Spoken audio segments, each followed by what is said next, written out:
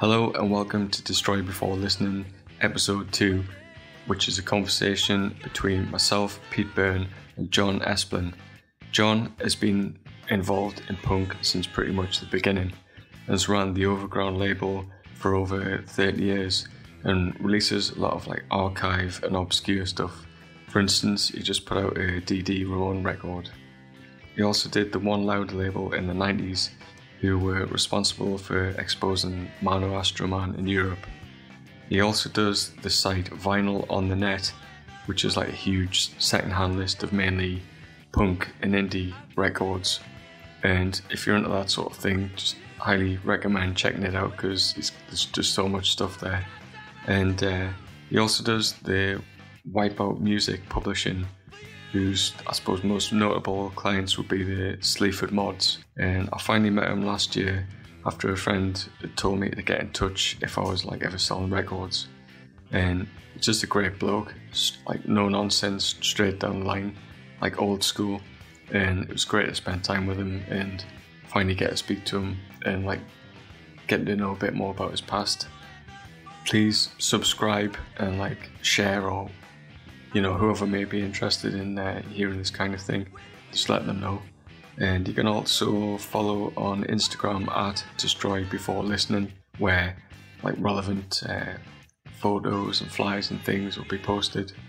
And I don't know, basically watch the film Get Carter. Thanks.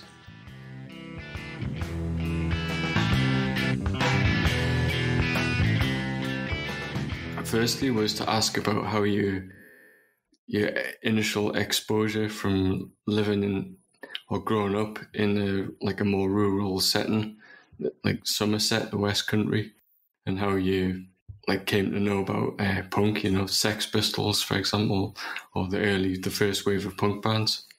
Well, I didn't really know about punk until a guy moved down from London opposite, and he brought down the first Damned album with him, and he was in my brother's year at school, and he came over with it and just played it, and it was wow, what a breath of fresh air this is.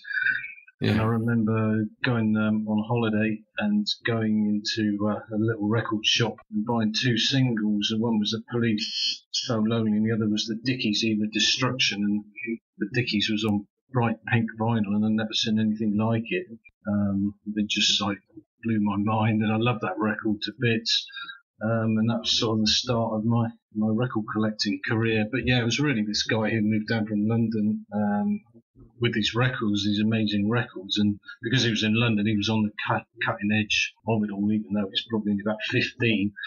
And then it was started listening to, there was a show on Radio Luxembourg, a punk rock show on a Sunday night, and John Peel, and then reading the music papers. And that was it, really. Yeah. And then I got to Bristol at weekends to go to the football and go into HMV and, Virgin as it was, which was a fantastic shop. You could buy just about anything in there and stock up. Yeah, did you see any, or did you start seeing live music around that time as well? Stranglers 1978, that was the first punk band that I saw. Cool. Taunton. Taunton, right? Yeah, Taunton in Somerset in a cinema, and God, was it violent. Oh, violent, right? Did it just bring everyone kind of in the area out and start drinking and fighting? Yep, but that's what a lot of those early gigs were. They were actually very, very violent. Yeah. That's bit of an eye-opener for me. You'd gone to school and then left school, and you were still in that area. So when did you decide to transfer or move up to Newcastle to study? September 1980. I came to marketing and advertising. It was at Newcastle, business studies at Newcastle Poly. And it was, that was it really. Came up, just loved it. Had a great time at the Poly. Got very involved in the local music scene. Went to loads of gigs. Loved it. What did you know of Newcastle before actually coming here and checking it out? precisely fuck all. Everybody said, what do you want to go there for? Yeah. It's an industrial wasteland. But, I was young and adventurous. Nothing fazed me. Yeah. So when did... I know you're like a big fan of Get Carter, and that's I suppose representative of an era in Newcastle. Like the kind of modern, like more modernist look to it, the architecture and things. And like, I don't know, when did you see that film, do you think? Oh, I saw that film after I moved up, but I loved it, and it was quite often referred to by people when I sort of lived. So where'd you live? Oh, I live in Newcastle, and people were like a little bit older, because when that film came out, I'd been 9 or 10, so obviously I didn't go to the cinema to see it. So people often referenced it. And by mere coincidence, I ended up living in Pretoria Street in Scotswood, and that was one of the, I don't know if that was actually one of the streets that was featured, but it was, if it wasn't, it was one of the streets adjacent to it that you can see in the film. That whole area where they've got the cars driving up, they're knocking all the washing off the lines. It really wasn't like that when I lived there. Yeah. I don't know, how did you find that area in the 80s, the early 80s, like kind of Thatcher's Britain? Oh, it was the vibe. It was really run down and impoverished.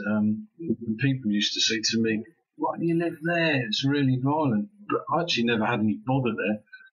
Although there were a couple of, I can't remember being woken up in the middle of the night, looking outside and going, Christ, there's all the police outside, and they come for whoever was downstairs. And there was a woman in the laundrette said, oh, did you hear about so-and-so? And there was just some unusual looking guy who wandered around. They said they got him for murder. He chopped up his wife and put him in the freezer. So, there was some gory goings on, but I actually never had any bother there. I had more bother from the police getting stopped on sus because it was a miners' strike. If you were running anywhere or going to phone boxes and things, they would stop you and go, where are you going, sonny? What have you got in your bag? Of course, in those days, I know it sounds bizarre, but I couldn't afford to have a phone in the house. Yeah. So when did you finish your studies and then decide that you were going to stay in the area? Finished in June 1982, and had never had any intention to leave, to be honest. I suppose if some amazing, astonishing opportunity turned up, I might have gone, but I didn't finish and think, right, where am I going to go? When did the sort of buying and selling, record collecting, and what's now become your business, Vinyl on the Net? Well, I was always, because going back to that Dickies single, I just loved it on the coloured vinyl, and then what I wanted to do was have more and more records, and the only way I could really finance that addiction was to start dealing. So I then just started buying and selling records just to finance it all. And that's really how it started. So I was doing bits and pieces from Somerset, and I'd just buy records from bulk from America and Japan and sell them on, and look for anybody that was selling records and try and sell them on. But I found that much easier when I came up here, because there was a greater proximity to city. So, you could do just more record fairs and more record shops. And actually, there weren't any record shops, second-hand record shops, really. There was not as we would know second-hand record shops now. Yeah. But I just found it that a lot easier, and I'd just go travelling around the country doing record fairs and Record Collector magazine selling in the back there. That was that was the big place at the time, the mail order.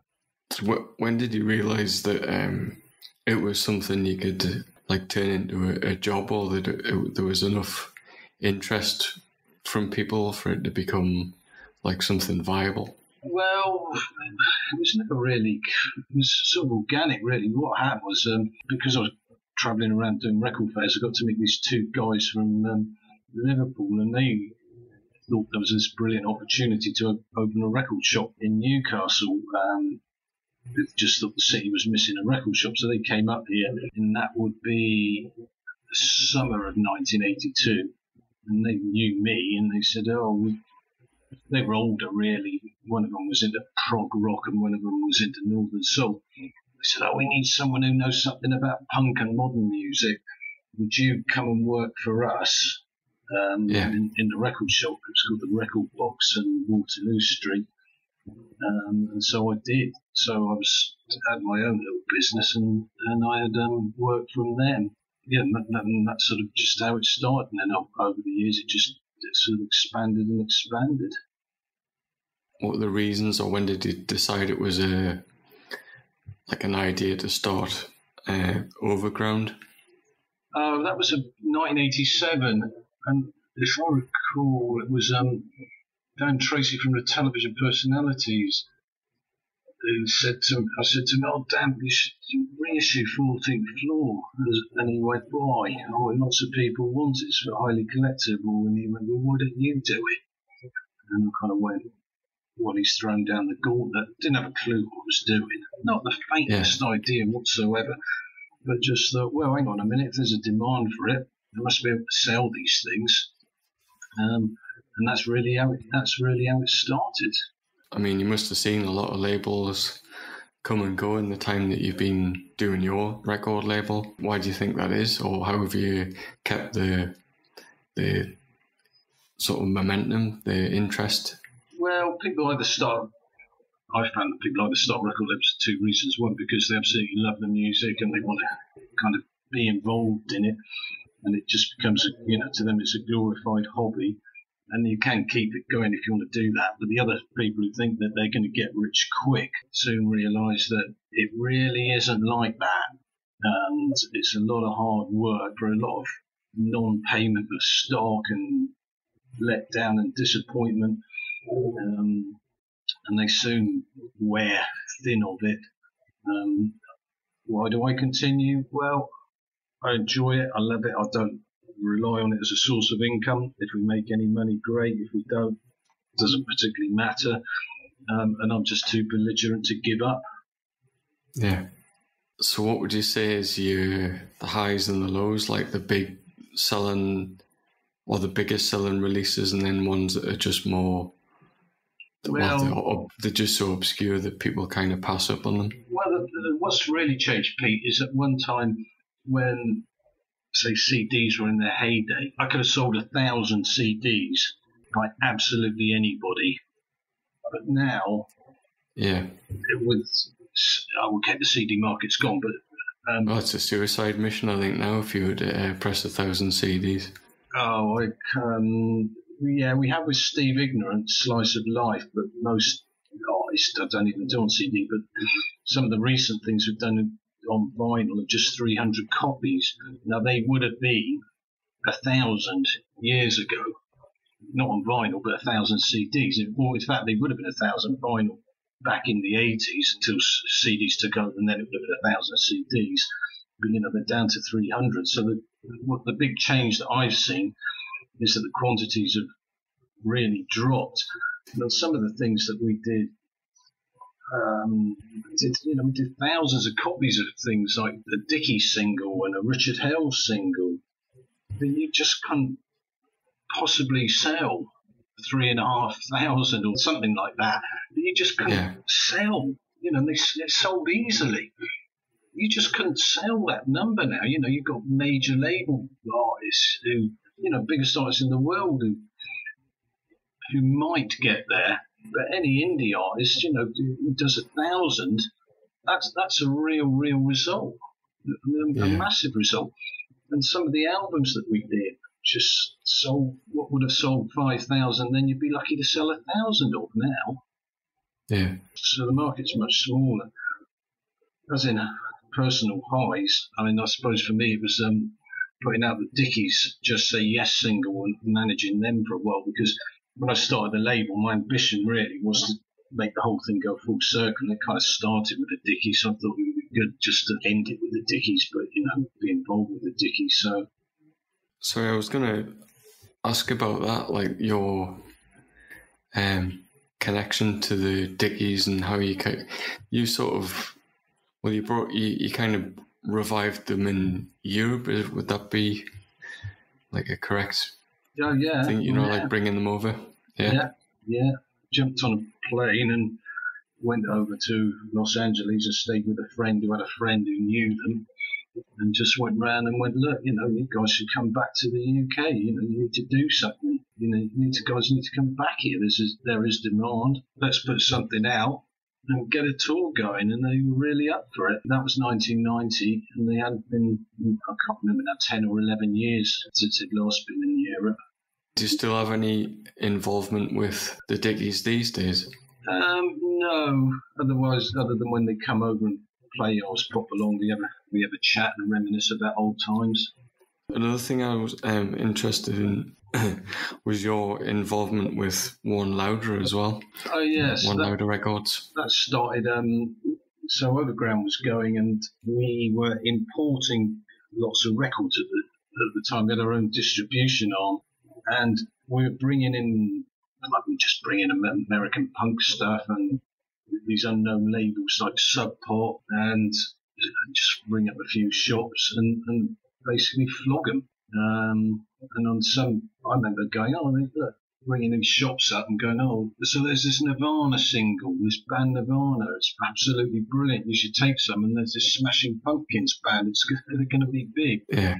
And these shops are going, no, I won't take any of that. And then they start ringing back up and go, you know that Nirvana single?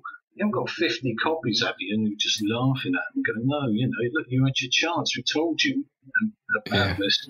And I thought, really should start a label, because, you know, there's opportunities here. And then, bizarrely, Radio 1 gave John Peel a daytime show. He'd never had a daytime show. And so for 2 weeks, he said, we'll give you a daytime show. And I was driving, and I heard this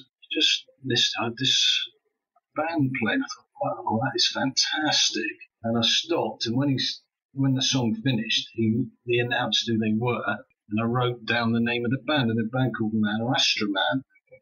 Absolutely unknown. It's the first single only. It's 500 copies out of Albuquerque and in America. And I rang up all our distributors or contacted them and said, I'm trying to get these, trying to get some copies by this band called Astro Man. None of them, not one of them had heard of them. But there was one distributor that really specialised in that sort of garagey surf punk stuff called Get Hit. Yeah. And he went, I'll find them for you, John. I'll find them for you. Because we used to do a lot of business anyway. He said, I found them for you, and I've got you these singles. Then I said, ship them over. And anyway, got it in. I thought, that's absolutely fantastic. So I wrote to them. I thought, I wonder if they'd be interested in releasing a single. So I wrote to them. I said, I'm thinking about starting this record label. Would you be interested in discussing and releasing a single? Anyway, at that, and the artwork arrived. And it's just, thanks for your interest. Would you mind putting this out? Yeah. I was like, what? That's bizarre, you know. That was easy. So that was the Mission into Chaos 7. So that started the One Louder label.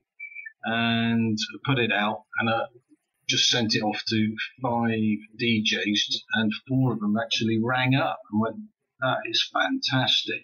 And he did really, really well. And then what happened, a few months after put that out, that twangy B-movie surf guitar stuff, was that Pulp Fiction came along, and everybody wanted that music. And then the band was just the right place at the right time. So I brought them over, and we did a little tour. The band was still unknown. We were pretty unknown at the time, but we did a tour called a Masterstroke by having them on Radio 1's Mark Radcliffe show, which was then went out on a Saturday night, went out Monday to Thursday live between 10 and 12. So what happened is they went live on that, and that basically filled the venues. And then at the end of it, we had a John Peel session, and that basically financed the tour, those 2 radio sessions. And it was so well received that they just decided to stay with One Louder and keep putting records out. Yeah, that's really cool. I mean, would this be about, what, like 94 then or something? No, a bit later than that, 96, 97. Oh, right. What was it, 95? Oh, God, I lost it now. Probably about 96. 96, okay. Because I remember I was trying to think of some time, obviously, where different, like, seeing stuff at different points, but I do remember, like, the first McCracken's was another band. McCracken's, yeah. Yeah, because I saw them, and then I did see the Astro Man, must have been about, maybe it was a bit later, 97, 98, I think. What venue was that, Pete? Cluny. Oh yeah, they moved on by then. That was a bit later. Yeah, it was a bigger sort of presentation or something. They seemed quite a more of a popular band, I think, by that point. Yeah, they were doing good business. They were all still at the garage at 600 in London. First gig was at the Cumberland Arms. No, that's right on there. Right about the other. I mean, when did you like fold? Like One Loud, or what happened? Like the end of that label. So Astro Man with a big cash cow on it. None of the other artists really made any money, and Astro Man had gone really as far as we could take them. And though probably no one could have done a better job in the UK, in places like Norway and Finland, we really just didn't have any reach. So it just seemed the right thing to do, just to move them on to a bigger label. So we moved them on to Epitaph. So they went, and then we had put a lot of money into a band called Kodiak, and it was going really well, and we financed a single and an album, vinyl album, and CD. Manufactured the damn things, and then the lead singer announced he was leaving the band, which was really annoying because it was Radio 1 would do something in Newcastle, and John Peel was going to have them on in session, and they were going to go off and tour with Fugazi. Yeah. And we just lost so much money on it that basically it was a bit like, oh God, I'm going to try and rebuild this again. Yeah. I remember seeing Kodiak once, maybe at the Cumberland Arms, I think it was, and it was they were like the post Crane band, weren't they? That's right, yeah. Very much in a sort of Fugazi type of vein. Yeah. It's a shame stuff just gets kind of lost, doesn't it? So Astro Man is kind of helping like finance smaller bands, and then it just kind of falls apart because the smaller bands, difficulties happen. Okay, I see. Right. It's the same with any record label. If it doesn't matter if it's a major label, 90% of those bands on major labels lose money, but the 10% that they've got that make money, some of them make vast amounts of money and cover all the losses.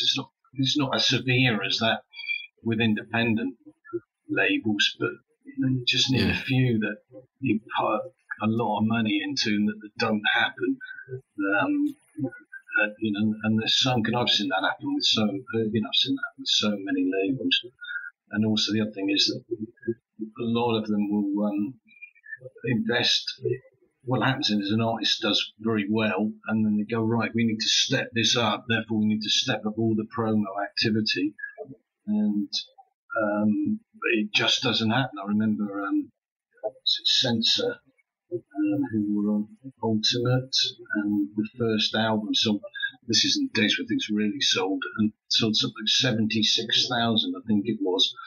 And it was just going brilliantly. So the label stepped everything up on the second album, and it sold just a fraction of the first album, maybe 20,000 or something. Well, hang on a minute. If you've got an already pressed 50,000 copies and you've upscaled all your promo 300 or 400%, you've got no money left, and that's what happened. It basically bankrupted that label. But the problem is, he says, if you say to the band, you're going, well, look, we're on this massive upward trajectory. well, I'm not going to invest any more in you. It might be a record that stiffs. Then they're just going to go elsewhere. Yeah. Well, I think a lot of that happened as well around the early 90s, like the kind of first half of the 90s with, Nirvana takes off and then grunge is really big, and like it's a kind of feeding frenzy for a couple of years, and then it's just like lost leaders after a certain point, like by the end of the decade. Yeah, I'd agree with that. Yeah, I mean, it's just like trying to get your perspective on music trends. Like you've obviously seen, like a lot of genres and things come and go, and it just how it feels to have seen or looking back over that like these time periods now. When you're sort of in it, you don't have the same. I suppose the time of there was punk and mod and two-tone and narco-punk. They were all probably quite different from one another. Very distinct. Everybody had their own distinct style. But I think it's as time has gone by, you actually see very little of that now. If you're walking down the street, most kids kind of look the same, even if they've got different music tastes. Yeah, they might look a bit rockier or a bit, gothier or something, but yeah, it's tended to sort of merge into one. And I always remember going in the news agents years ago, and I remember looking at the front cover of the NME and Prodigy were on the front cover. I looked at Kerrang, and the Prodigy were on the front cover. And I looked at Dance Mag, and the Prodigy were on the front cover. And I thought, that's really interesting, because I'd never seen anything like that before. It's like, hang on a minute, are they an indie band? Are they a rock band? Or are they a dance band? And I mean, the obvious answer is they were all of them. But what happens, that was three very, very, very separate and distinct scenes all merged into one.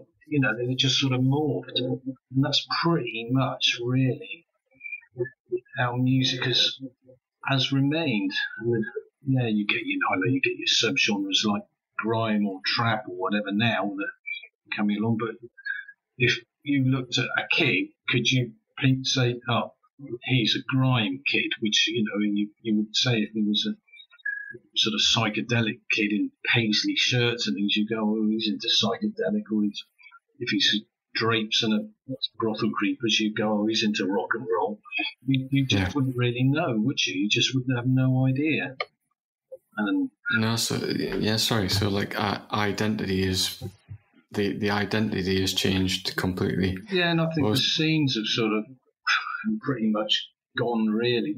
But there's only so much you can do with a pair of trousers, or there's only so much you can do with a guitar. But it's true, isn't it? Or a haircut. There's only so many ways. There's only so many ways you can cut it, and then now it has to be everything you do with a guitar or a pair of trousers is in some way going to be reminiscent of what's gone before. So, to do something that's truly new and revolutionary, it's probably impossible unless somebody invents some new instrument or something. It's just not going to happen. No, I think this is the as well, because say like a kid who's 20 or something now, they're like the context for like the music seems to be completely different, because they could listen to like completely across the spectrum, completely across the decades, across the years, but then they could like just pick and choose between any of them, and it doesn't really matter anymore. No, it doesn't matter. No, they, all the younger kids that I know just kind of go, well, I'm not really into particular scenes. A lot of them aren't even into albums. They just have playlists of tracks, and they'll go, they like music. But when I was a young lad, it's like, which side of the fence are you on? Yeah. Are you with the punks or are you with the rockers? Or you kind of, it was actually sort of forbidden really to have you put in more than one camp. The scenes were very distinct, and they were often, quite violent. Yeah, it's like seeing someone with a band shirt. What were your thoughts when you saw things like punk logos and band logos, like the Cross logo, just kind of showing up on T-shirts and like the kind of more like a high fashion thing almost. Yeah, it was. People were wearing them as a fashion statement. Wasn't it David Beckham with the Crash? Yeah. He obviously had no idea what it meant, but I bet David Beckham hasn't bought his own clothes in years. Just as a stylist that goes out and buys them for him. There was some guy on the Radio 1 DJ years ago wearing a Ramones shirt and interviewed someone, and he said, and I remember the guy said, "Oh, you like the Ramones? And what's your favourite Ramones album?" The guy obviously had no idea who they were, even though he was wearing it. Not a clue. He didn't know the name of one Ramones album. Best of the Ramones. That's the best one. I think you'll find it's called Ramones Mania, Pete. All right, okay. Well, I don't claim to know vast amounts about the Ramones. It's strange, isn't it? Yeah, that's that's like people's entry points. How you can kind of like you find a band or something, and then other bands they're just popular, but then you just kind of you don't really acknowledge it until like a long time or years afterwards. Is there any bands you feel that you've like just kind of slept on or just missed out on? Things that when I was young, I just didn't kind of get people, like Captain Beefheart. I just didn't get it. But now I do. Yeah. Stuff that was kind of more technically advanced. John Cage. If you'd have played me that when I was 16, 17, I'd have gone, fuck that, I want to go and kick some doors down and smash the government. I'm just not getting it. And so there's some of the more kind of arty punk stuff as well, like the Swell Maps. I mean, the punkiest stuffs I've read about Seymour, for instance, I got, but some of the stuff that was say on Jane from Occupied Europe, oh God, I just wasn't getting that. And things like, I remember feeling really let down when Public Image came out, because it just didn't, the first album and Metal Box, it just didn't sound like the Sex Pistols.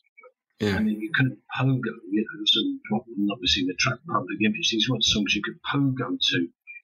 But now, I look at Metal Box and I go, that's an absolute classic. It's a brilliant album. Sorry.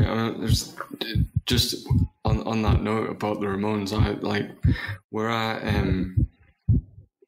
that just wasn't what I was finding, what appealed.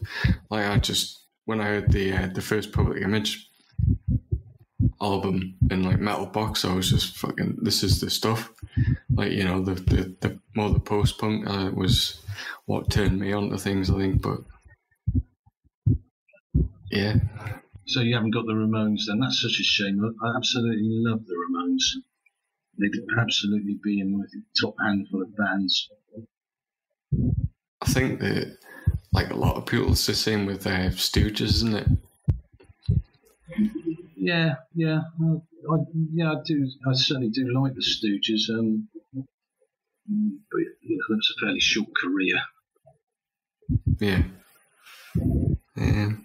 Well, I'll get back on track to things here. So this, I know you sort of like branched out from just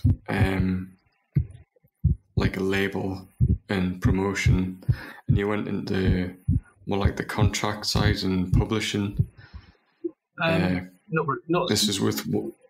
Yeah, it's not contract side. It's music publishing. It makes me sound like I'm a lawyer. The contract side. No. I knew you said you were interested in contracts. But, okay, so I'll rephrase. Oh yeah, I am interested in contracts, but I don't have any. I have no legal training whatsoever. Yeah, music publishing company. Well, that kind of what happened there is that Astro Man.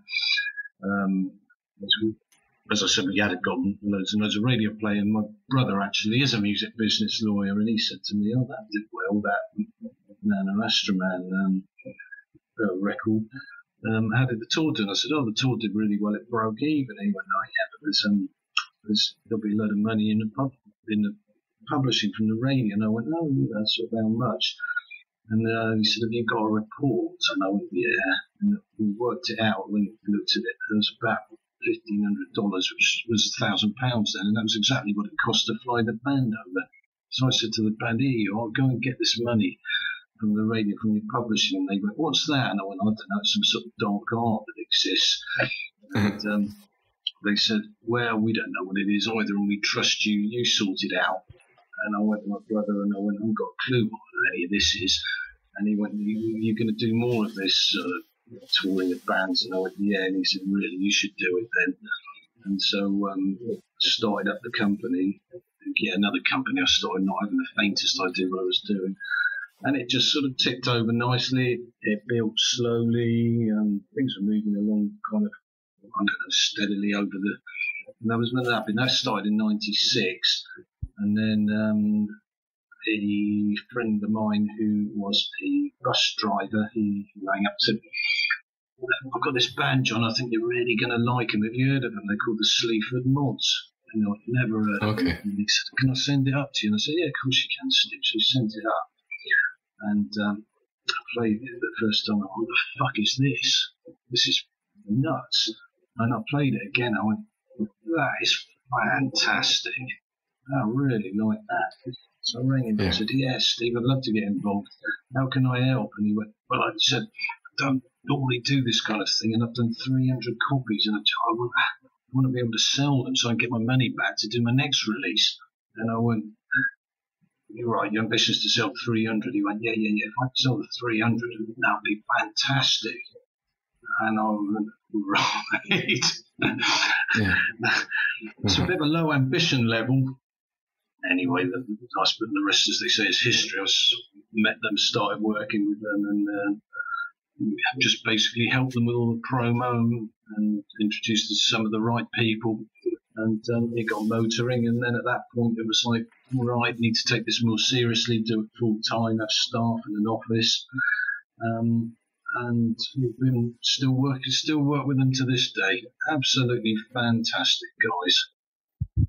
Yeah, I mean, so that's quite a long career and like time. Is that what, like 10 years or something? Yeah, you must have been working with. Maybe about 8 years. Maybe it might be 10 years. Yeah.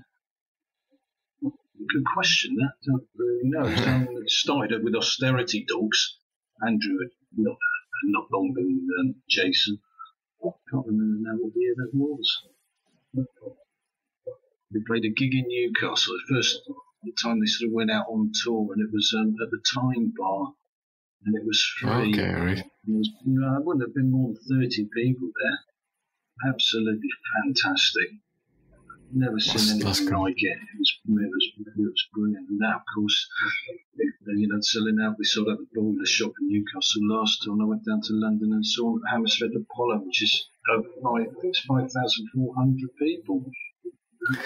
That's crazy, really, isn't it? Like for that rarely happens, doesn't it? Like a band going from kind of very small, like a DIY. Oh, it was completely approach. DIY at the beginning. Didn't have a penny to rub between them, that lot. To up to that level, it's been lovely to see. But I think they got there because they just they're genuine. There's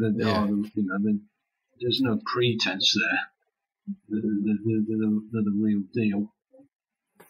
So do you think that's what people relate to and why they become as successful as they have? Just it's a totally organic thing. Yeah, it is. When I heard that record and on the second play, and I kind of sat down and really listened to it, it just spoke to me. It took me back to those early days of punk rock.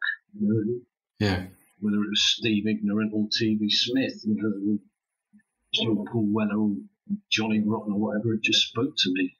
It was definitely like a social commentary of sorts, Yeah, and there hadn't really been that for a while. No. I've always said to them, I said, in years to come, you'll see where you fit in history. I said, when they're doing documentaries and films about Brexit and austerity, the director's going to, well, who were the band at the time? What was the band at the time that resonates, that has that message? And it will go, it's the Sleaford Mods. And I said, I'm not so sure about that. I said, okay, then, so when you have documentaries on the miners' strike and Thatcher and things, what's the piece of music they always go to? What's the first piece of music? It's a special ghost town. I said, you may not have that sort of, kind of commercial success to go, top of the charts. I said, but you are the band that those people who are younger now will remember when they're film directors and program editors in 10, 15, 20 years time. You're their band, and you are the band of now. You're the band that does the social commentary all the time. Yeah, I suppose so. If anyone's in the future is going to be making programs like a period sort of piece, it's going to be, well, they're going to be on the soundtrack, aren't they? They're going to be. Yeah, absolutely. That's cool. It would be bizarre if they weren't. Yeah. Well, just moving along here. Right, just back onto the the vinyl on the net. When you'd set that up and when it's grown through like 80s, 90s, and how it's sort of like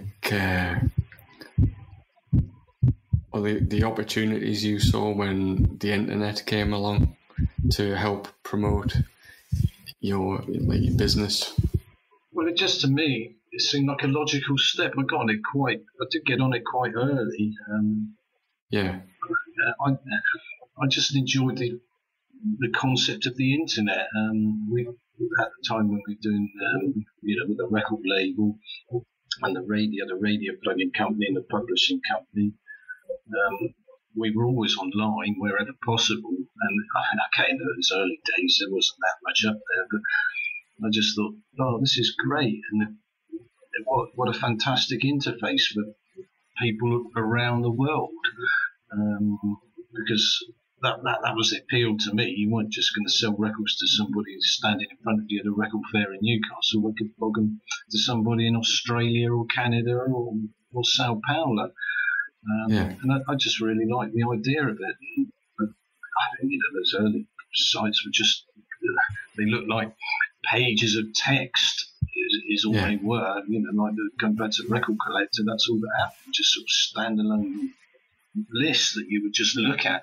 And obviously as time went by, you couldn't, to begin with, there were no images that you would put up there. Nobody had images on websites, maybe because they took so long to download. Maybe, you might have one on your home page and that was it. And then I remember the big sort of revelation of like, so we've got to put each one has to have an image up there. We've got this 10,000 without images. That's going to be a problem. And then, of course, as time has gone by, they've got more and more kind of complicated, but they've got, websites have just got better and just more interesting. And I suppose the last revolution in them all was to make them mobile friendly. Because my website, wasn't mobile friendly because you didn't have internet access on your phone. For obviously for a very, very long time. And then as that started to become more prevalent, it had to, that had to be done. So a couple of years ago, we started to completely redesign it and launch a new site that was mobile savvy. And about half the traffic that I get actually does come from the mobile rather than desktops or laptops.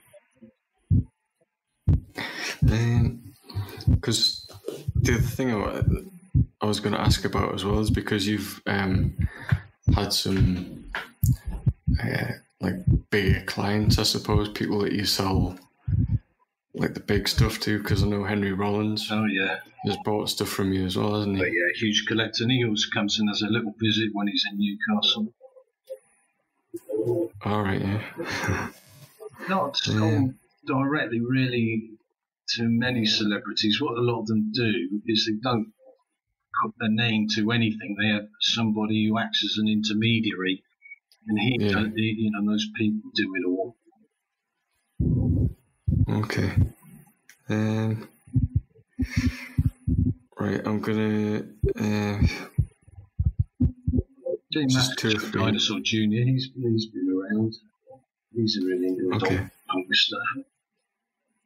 Yeah, Discharge. No, Dinosaur Jr. Oh no, I know he likes Discharge. Oh yeah, though. right, yeah. He was desperately to the first pressing of the first Ruts single. I remember. There's a video on YouTube of him doing like handful of punk beats, like him sort of showing how to do like a Discharge beat. That's cool. Yeah.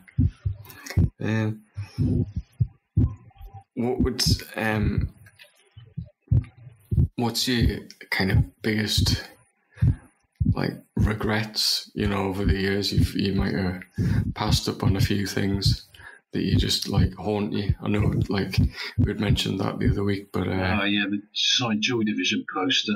Oh God. Yeah. We would have to bring that up. Thanks, Pete. Sorry. Yeah, the beautiful poster. I mean, it's spectacular artwork, fully signed by the band. And why did I get rid of that? Oh God! I mean, somebody had something I really wanted, and this is why the band were actually still alive. So it was, William Curtis was still alive, and the band was still together. So it didn't have quite the appeal that it did some months later. And I let that go. And we all make mistakes. I mean, I remember going, 50 quid, I'm not paying 50 quid for that record. 500 quid, I'm not paying 500 quid for that record. 750 quid, I'm not paying that for that. Okay, I'll pay 1,500 quid for it. And it was the Sex Pistols, God Save the Queen on A&M. So yeah, turned it down at 50 quid and bought it at 1,500. It's always easy to be wise after the fact. And I went to when I was at Poly, one of the lads in my course said, "I'll just join this band. I'll give you the single." And it was a band called Satan. It was a heavy metal record, absolute garbage. And but he was a great guy, so I was sort of kind of polite about it. Anyway, that single is worth huge money now. And when it sort of, hit something like 150 quid or something, the guy said to me, "I'm always after the Satan single." No, God, I knew the drummer in the band. "Oh, you haven't got it, have you?" I said, "Yeah, and it'll be absolutely mint, because trust me, I only played about 90 seconds of it and went never again." And I went scooting around looking for it. I've got no idea what happened to that record. No idea. Well, conversely, what's the sort of best scores you've kind of come across over the years? Oh, that's interesting.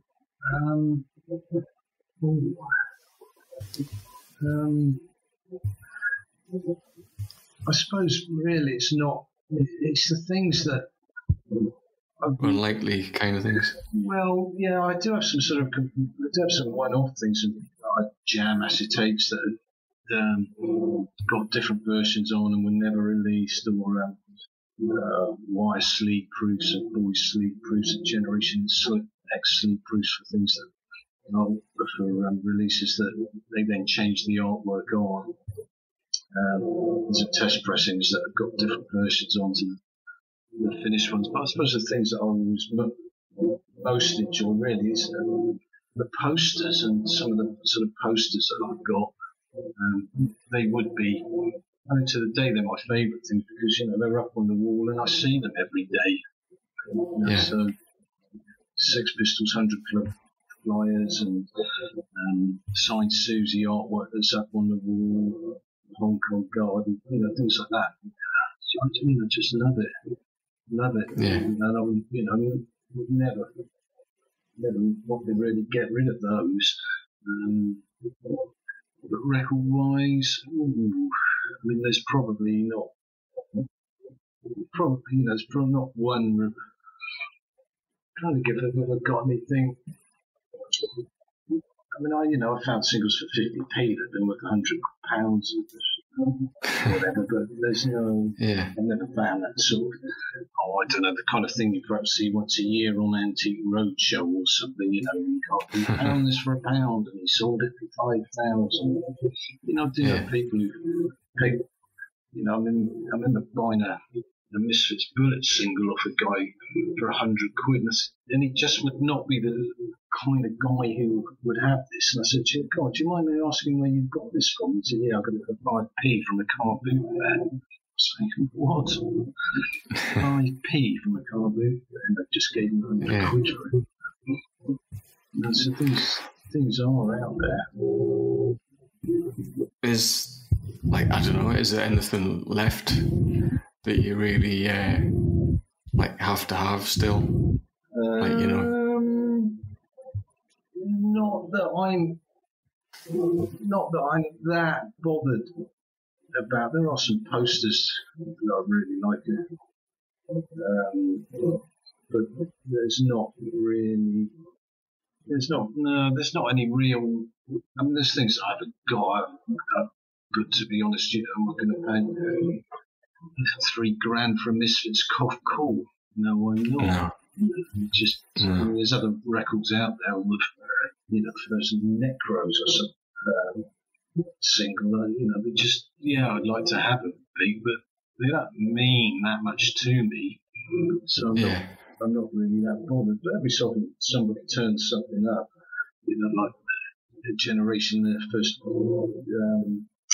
Was it dual generation on Generation X? And there were a handful done with a sleeve that Billy Idol didn't like, because it made his face look fat. So they were rejected. You know, I like one of those, but to the point that, you know, I pay the money that when on the rare occasions they turned up. The one thing I really would like is I really like the Moore's Murderers acetate. Simply because it's the one release I've never been able to get. And I'll tell you a little story here. When I moved to Newcastle, there was a guy who owned a record shop called Listen Here. Anyway, he stopped working for the record shop and he said, I'll sell you, which you can buy my record collection. When I went, he had a fanzine that he'd done himself, and the fanzine fitted into a 7-inch record bag. One side of the fanzine was the Moore's Murderers and the other side was Penetration. And on the Moore's Murderers side, he's talking about the Moore's Murderers, and quite obviously he'd listened to the single because he was talking about it at length. So I said to him, I can't believe you've got this single. He said, I didn't have the actual single. He said, what I had, because there was only the 2 acetates made of it. He said, what I had is a tape of it. He said, I've got a tape of it. I said, mate, I really want to hear that. And he said, you can have it. I'm not interested now. Anyway, he went, here it is. He'd gone and taped over a New York Dolls album over the top of it. He said, don't worry. He said, my mate, I did the fanzine with, has got one. Never seen the guy since. Every so often I bump into the guy who used to run the record shop, and he goes, I know what you're going to say. I still haven't seen my mate. And all the punks in the scene, the one thing that nobody has yet managed to turn up, that one missing piece of the jigsaw, is that bloody Moore's Murderers single. Very frustrating. Okay. But we did have a real score a couple of years ago when Steve Spear from the Art Attacks, he got killed in a car crash, and I said to Edwin, we need to do some sort of tribute for him.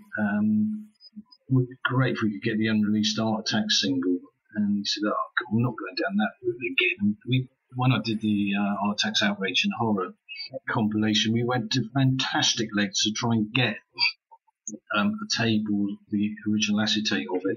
But what had happened is Steve Spear had been living in Brixton at the time of the Southall riots, and basically his street was people looting his street, and he left in a hurry. Someone had gone in and stolen these acetates, the 3 Art Attack singles, including the unreleased one. Anyway, one appeared on, I looked on Popsite, and one had sold for some large sum of money. And there's only a handful of people in the world who are going to pay that sort of money for an Art Attack single. And I guessed who it was. And I wrote to the guy and I said, look, this is what we'd like to do. And he went, yeah, I've got it. And he taped it for us. And Edwin still had the original artwork for it that he'd done back in 1977.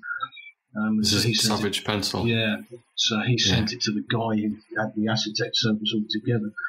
So we, with that complete stroke of luck, this thing turned up. So there's hope yet for the Moore's Murderers. But yeah, if I had a little wish list of one, it would be that. It's probably not even that good a record, but the notoriety is such that, and it's just eluded absolutely everybody that we just managed to get.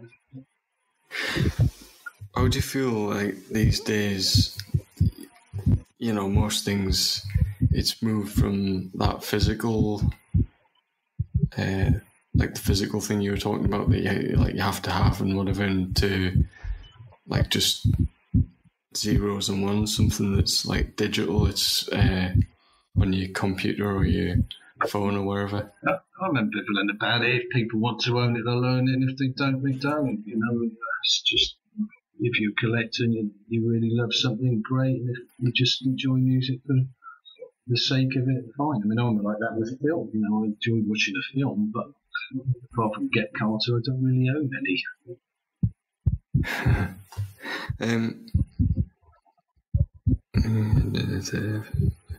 Have you thought about like making, like previous releases, like the Overground stuff, like available digitally? No, it's all available digitally that can be made available digitally. Or like is there a site where people could download like the MP3s, the albums and stuff, like a Bandcamp type style page? But it's all up on iTunes and Spotify and Napster and Deezer, all those places. Right. It's all so there. I've never bothered to do Bandcamp. No.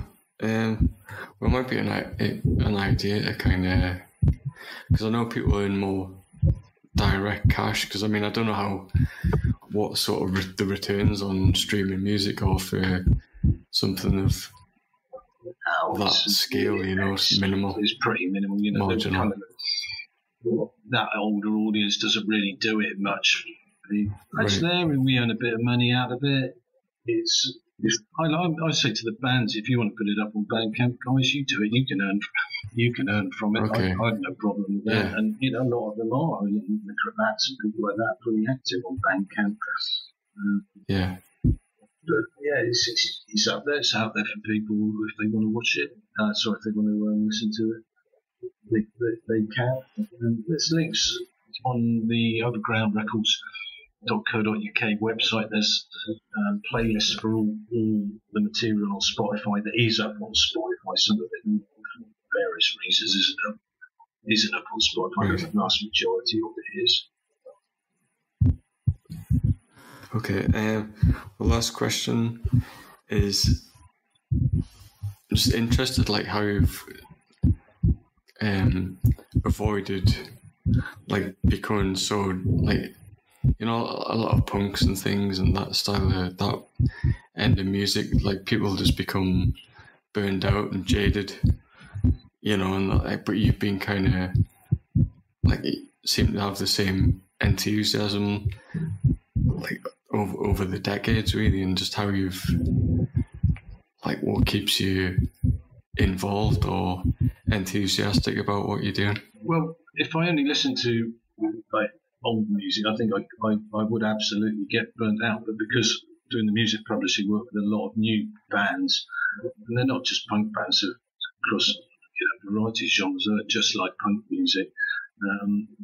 I'm still finding new bands and new music that actually excites me. So, you know, I listen to lots and lots of new music, but it's nice at the same time to go and back sometimes and go, yeah, I'll put on the Ramones or the Stooges or Captain Beefheart or Magazine. It's just a pleasure. Yeah, it's a pleasure working with new music, and occasionally just finding those absolute gems. Getting that Heart Attack single, it was a little dream for me. Being able to do it, put it out. The reception to it from people was, I can't believe you managed to get this out after all these years. Well, that's cool. Thanks a lot, Jenny, John. Okay, thanks, Pete, and I'll see you soon. Yeah.